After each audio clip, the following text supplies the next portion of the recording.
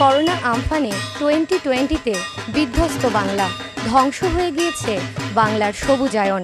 এবছর শারদীয়া উৎসবে করোনার থিমকে ব্যাপকভাবে লক্ষ্য করা যাচ্ছে, কিন্তু আদর্শ তো রয়েছে ইসলামপুরের আদর্শ সংঘে। তাই তো তারা এবছর মুখ্যমন্ত্রী মমতা বন্দ্যোপাধ্যায়ের শামিয়ানা প্রকল্পকে মাথায় রেখেই সবুজ গালিচা তৈরি করে ফেলেছে। চলুন দেখে নেওয়া যাক।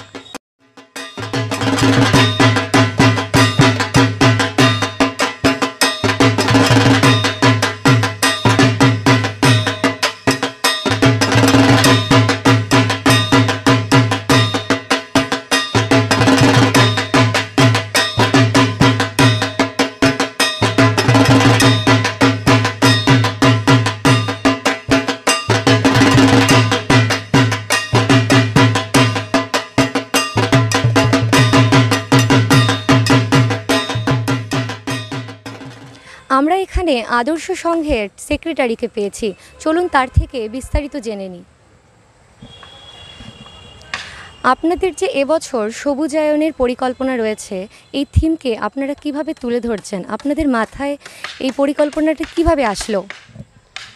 এবার যেহেতু একটা করোনার একটা কোভিড-19-এর একটা প্রবলেম সারা বিশ্বে যখন যেভাবে ছড়িয়ে আছে, তো এবং সরকার থেকেও কিছু বিধিনিষেধ বলা হয়েছিল, তা আমরা চিন্তা করলাম যে এইটা একটা পরিকল্পনা করলাম, নিজেরাই করলাম এটা। আমরা অবশ্য আমরা তো মানে এটা কোনো ডেকোরেটরসও নেই, আমরা নিজেরাই লেবার নিয়ে এসে নিজেরাই কাজ করাচ্ছি।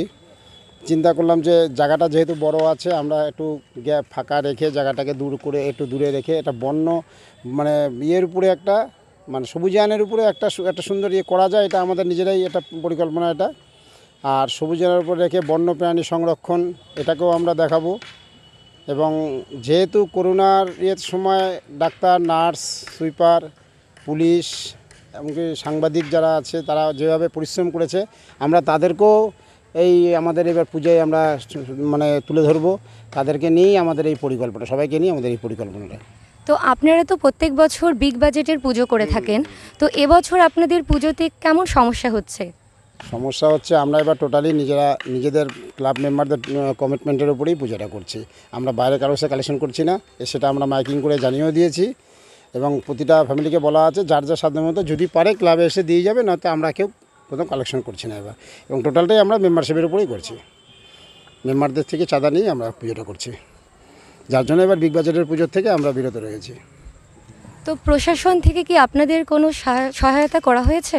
আমাদের মুখ্যমন্ত্রী মমতা বন্দ্যোপাধ্যায় তো প্রতিটা ক্লাবকে 50,000 টাকা করে দিয়েছে, যাতে 10 বছর পুজো হয়ে গেছে। আমরাও সেই সুযোগটা পেয়েছি। আমরাও এই কাজ করছেন কতদিন থেকে বলতে, আমরা তো এই জায়গাটাতে পুজো করছি আমরা 4-5 বছর ধরে। আমাদের 57 বছরের পুজোর বয়স হলো। ঠিক এই জায়গাটাতে যেখানটা এখন পুজোটা হচ্ছে, এই জায়গাটাতে আমরা 4-5 বছর ধরে পুজোটা করছি। এবং প্রতিবারই আমরা সেরার সম্মান পেয়েছি। গতবার তো আমরা জেলার 13টি সেরার সম্মান পেয়েছিলাম। এবছর বিগ বাজেটের পুজো থেকে আমরা বিরত থাকছি।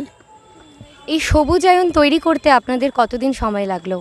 মোটামুটি এটা মাস 2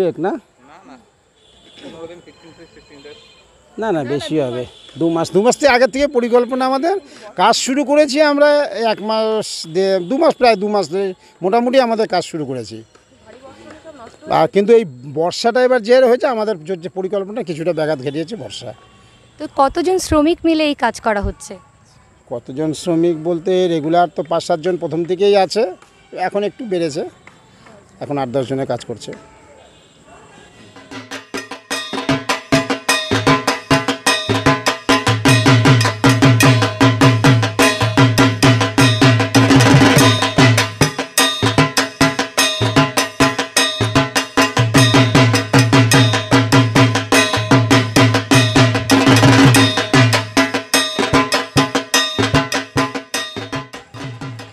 57 বছর দুর্গোৎসবে পদার্পণ করা ইসলামপুরের আদর্শ সংঘ ইতিমধ্যেই 4 বছর বিশ্ব বাংলার সেরা খেতাব অর্জন করে নিয়েছে।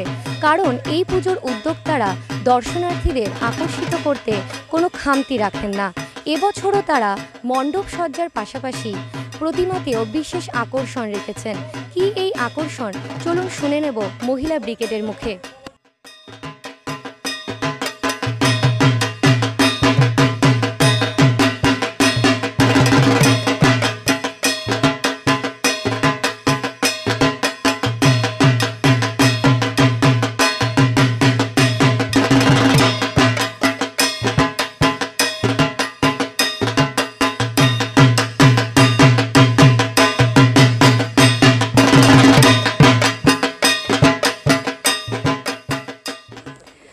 ইসলামপুরের পুজোগুলিতে মহিলাদের ভূমিকা সেইভাবে লক্ষ্য করা যায় না, তবে এই আদর্শ সংঘে মহিলাদের ভূমিকা কিন্তু প্রত্যেক বছরই অত্যন্ত গুরুত্বপূর্ণ।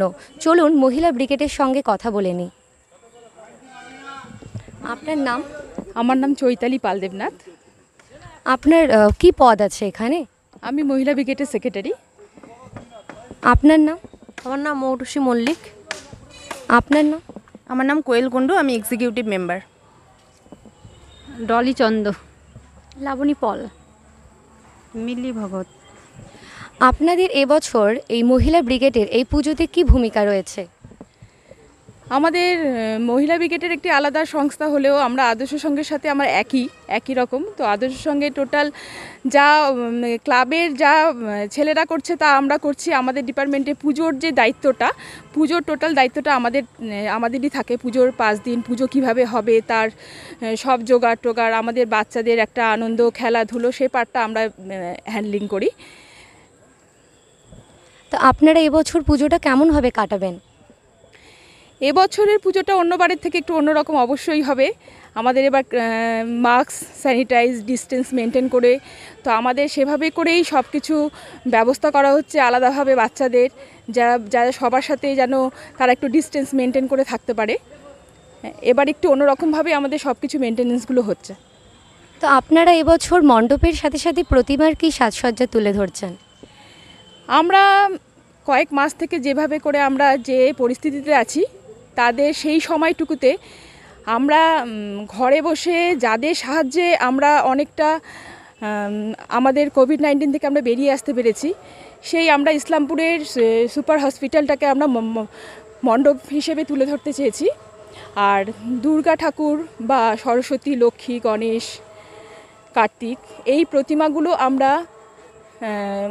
ডাক্তার, নার্স, পুলিশ, সাংবাদিক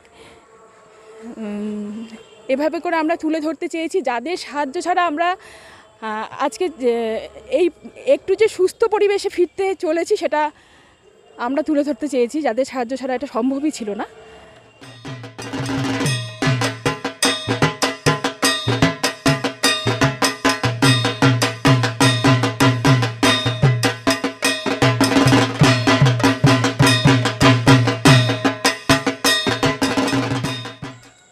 যেমনটাই আপনারা জানতে পারলেন, ইসলামপুরের আদর্শ সংঘ কিন্তু করোনা সচেতনতাতেও পিছিয়ে নেই, তা তাদের প্রতিমাতেই ফুটিয়ে তুলছে মৃৎশিল্পীরা। করোনা সচেতনতার পাশাপাশি সবুজায়নের যে মেলবন্ধন, তা অবশ্যই আপনাদের দৃষ্টি আকর্ষণ করবে। ইসলামপুরের আদর্শ সংঘ থেকে ক্যামেরায় রাজা খানের সাথে আমি সোনালী দত্ত, লাইভ নিউজ।